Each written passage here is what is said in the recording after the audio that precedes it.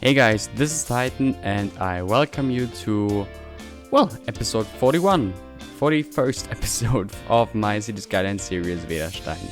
Now, with the last few episodes, we really went hard on the rural areas that surrounds the city to all sides. And today I want to somewhat continue at least the direction into which we were heading in the previous episodes, which is, the direction you can see right now.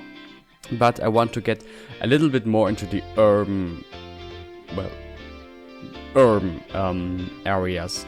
And the plan for this, as well as the next episode, is to build, another village-ish settlement here, which is, I want to make it a little bit more fancy with like some half-timbered houses, a small market square in the church, which doesn't make much sense next to the large city of Vedastein itself, but in that case I'm just going for creativity and gonna sacrifice a bit of realism there.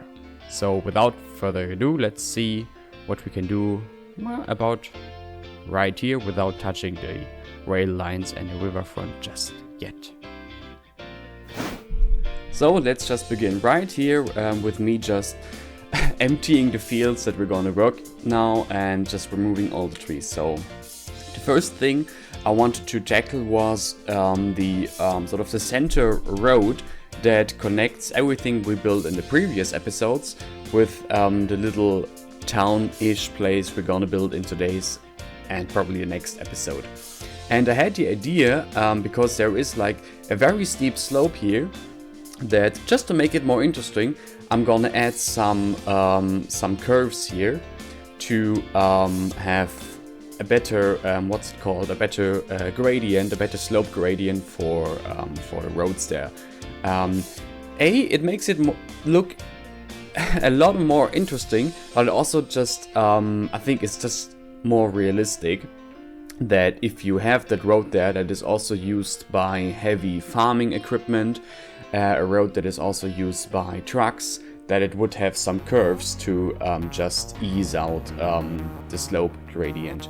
And just to continue the little creek we added at the end of the last episode, I built these two bridges there to, have it all connect together.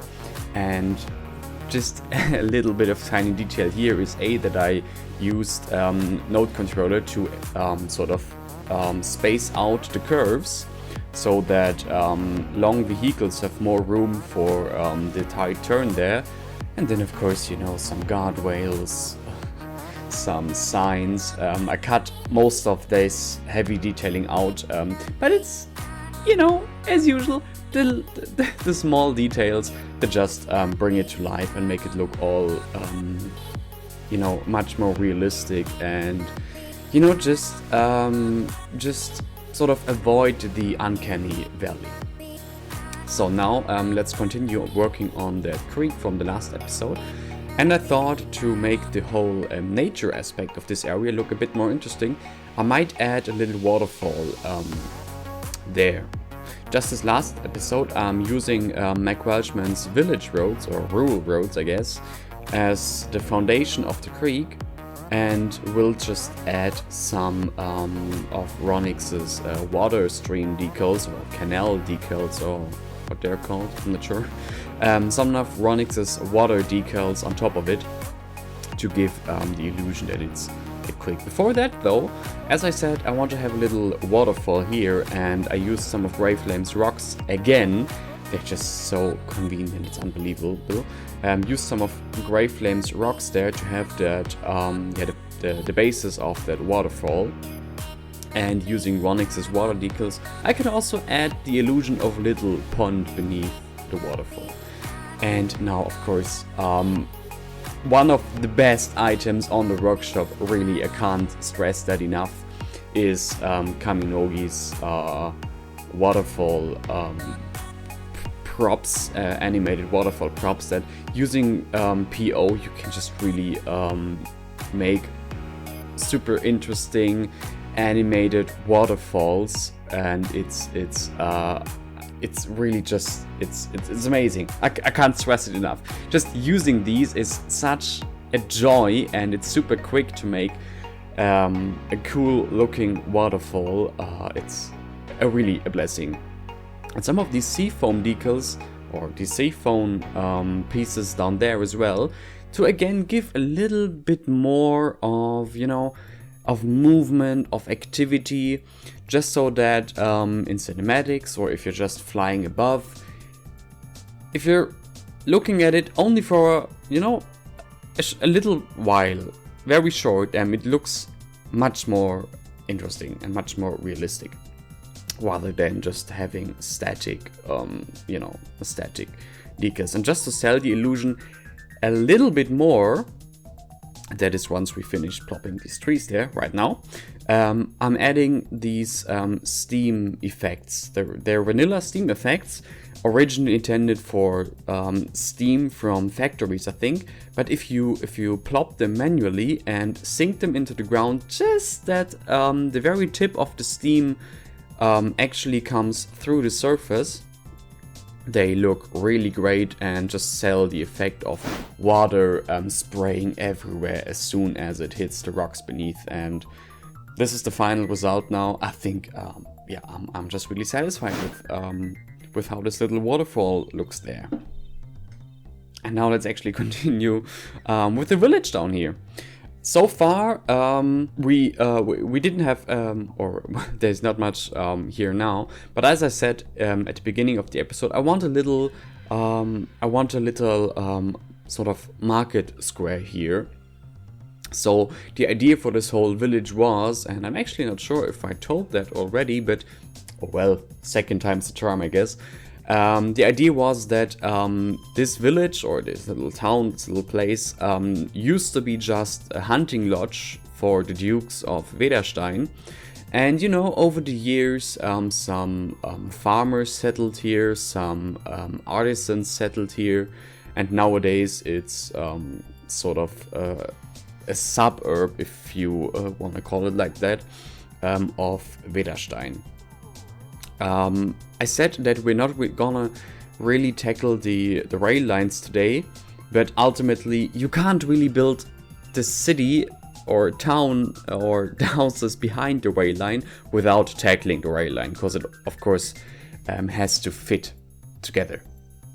So let's tackle the town square here, and you see that I'm using some of Feindbild's Gründerzeit buildings around the town square. So the thought is that what used to be like a small village, pretty much, got a bit redeveloped around 150 years ago, you know, when the industrialization kicked off and commerce came into the area. Maybe also a little B&B, maybe a small hotel opened for day trippers from Vedastein that just wanted to have a little bit of a respite. And so I also added this sort of representative corner building here, but you know, shrunk it a little. So I removed the middle floor there, just that size-wise, in terms of its dimensions, it fits better into this little place we have here. And then, of course, using PO, I adjusted it to the curve. Yeah. On the other side of the town square, I've seen it quite a few times already, that you sometimes have it in like small old village cores, that when they have a creek, there is a creek running directly in front of the houses, and then small bridges go from the street to the houses. Sometimes these houses have little backyards, not little front yards in front of them. And I really wanted to do the same thing here. So you see me doing just that the creek that is running from the highlands is sort of squeezed into a small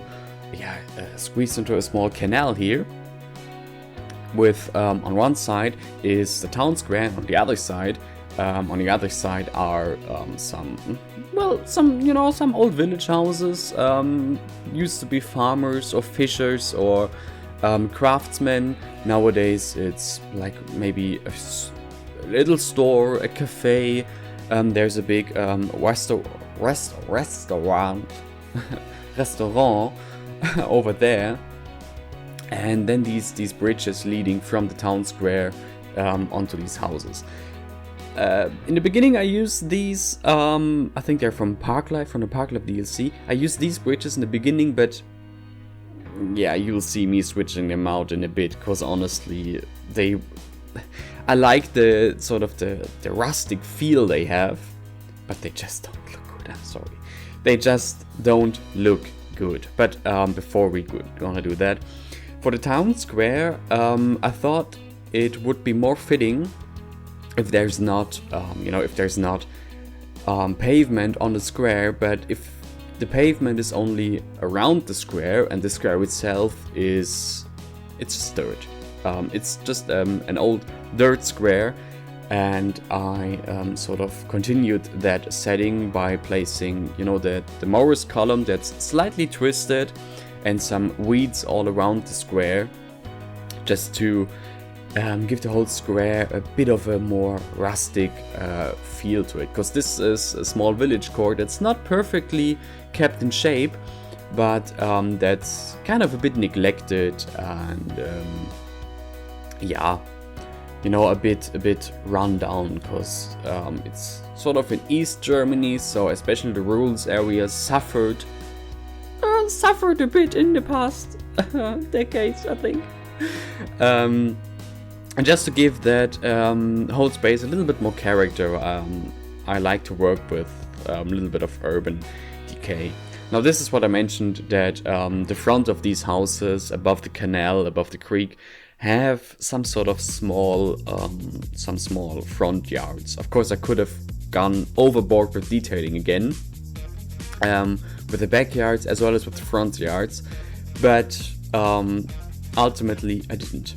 I detailed some backyards in this episode as well, but I think I cut all of that out, because honestly I did it so often by now, it's not really necessary anymore. So this is what I meant now. We have this building here, it's a beautiful, representative, imposing corner building, but it's in a little bit of a neglected part of town, and so just to give this place and this corner building a bit more character, one half of the of the shop front windows is closed, is hidden with wood, and there's graffiti all over it.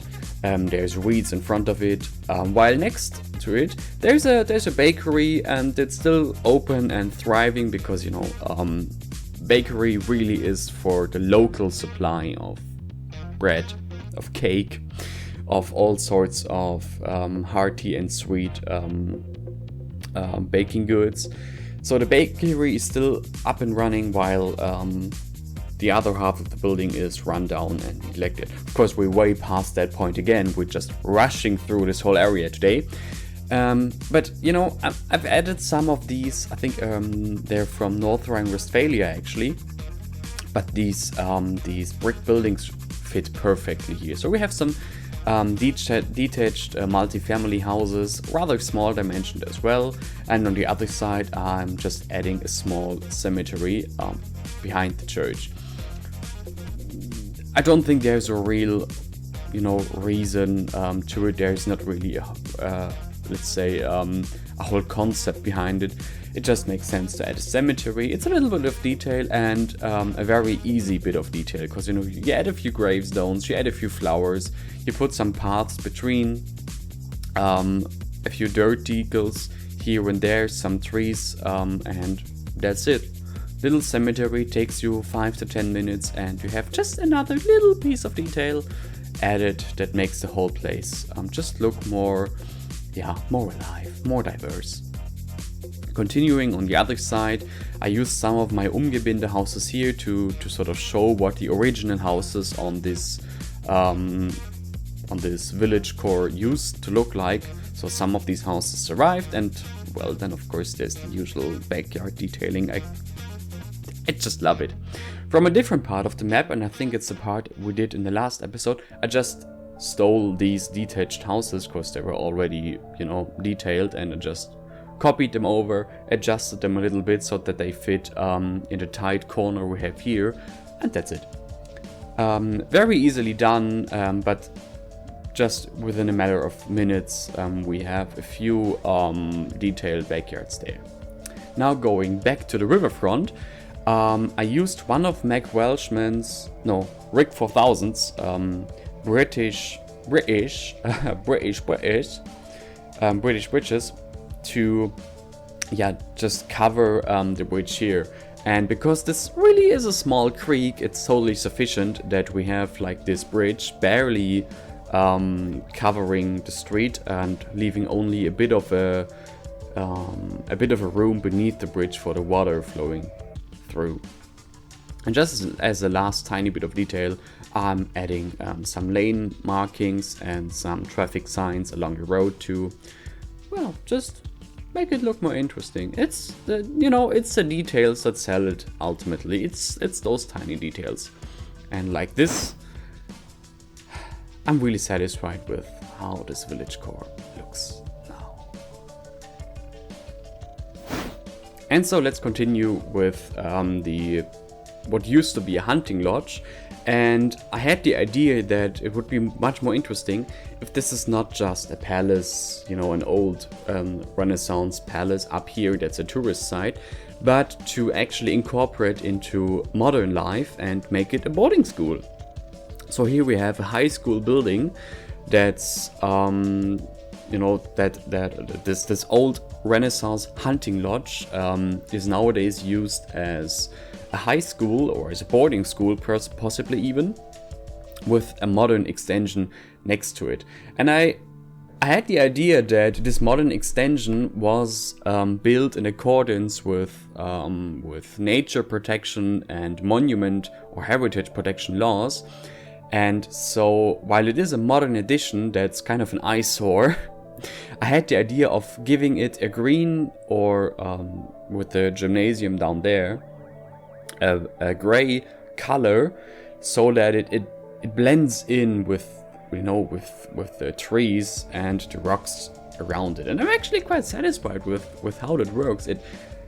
You can see that it's totally plausible that they gave it the green color so as to sort of hide it against the forest and the rocks behind it.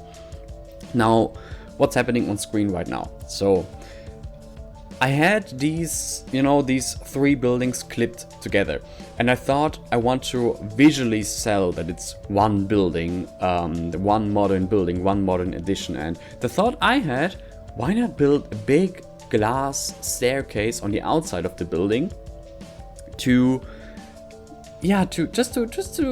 give the illusion that this is one building, that you have the main staircase here outside. And so I got to it. I used a lot of PO. You see, I'm using I forgot where these stairs were from, but I'm using these stairs there. I added the door, you know, railings, and the floor there with ploppable asphalt. It's all meticulously detailed, all down to the centimeter. But it was actually quite easy to make, at least after I cut out all the failed attempts. But you know, as I can just copy one floor onto the other, it's quite easy to make. And we'll now cover this whole thing in glass. And in a bit we'll also add actual glass panes. So give me just a second. There we go.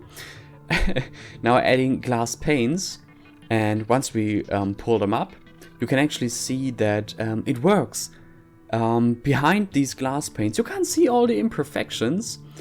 And you can see that the door doesn't quite fit, you know, together with the building. So it just works, and it really sells the illusion that this is one building, and this is the main staircase of this modern building. Now I'm using one of 1x's curbs here to also visually connect the roofs of the staircase, or the roof of the staircase with the roof of the school building. So I extend the sort of the roof edges and now used one of these roof networks as well. I copied one of Vedastein's hospital roofs to give a bit of a green, overgrown, you know, modern-ish roofs to the gymnasium as well. And doesn't this look fabulous? I really love it. Then yeah, just, you know, the usual, there's a little square in front of the gymnasium where, who knows, maybe the older students enjoy their lunch break, probably sitting there, some secretly smoking so that teachers can't see them. Behind the building, up here on the hill, there is the actual schoolyard, of course fenced off. But it's a plastered space. There are some trees, there are some planters. Actually, and I can show that right here, I got a comment from Imperator back in the days when I made the old town for Vedastein that I could include like a school and a football field on one of these terraces. This comment, and thanks to that actually, this comment actually gave me the idea to do this village. Of course, it took me, I think it was 2 years ago that I made the old town for Vedastein. It took me a while to actually get there, and I ultimately didn't build the football field. But this school building right here pretty much came from that comment, so thanks for that. Now, in front of the school building, I imagined that this would be where one of the city bus lines from Vedastein terminates, so that school children from Vedastein could go to school here, and the bus goes directly to the school building, terminates and goes back to the city. And with that, let's just have a look at the finalized result. I really like it. I really like it. My friends, this is today's episode of Vedastein. Just enjoy these before and after shot, and you see we with actually low effort we quickly built a new little town here. I'm really satisfied with how this looks, and I hope you too. That's it for today. Thanks for tuning in again. It really was a blast, and I can't wait to see you again in the next episode of Vedastein when we'll tackle the rest of this village today. That's it for today.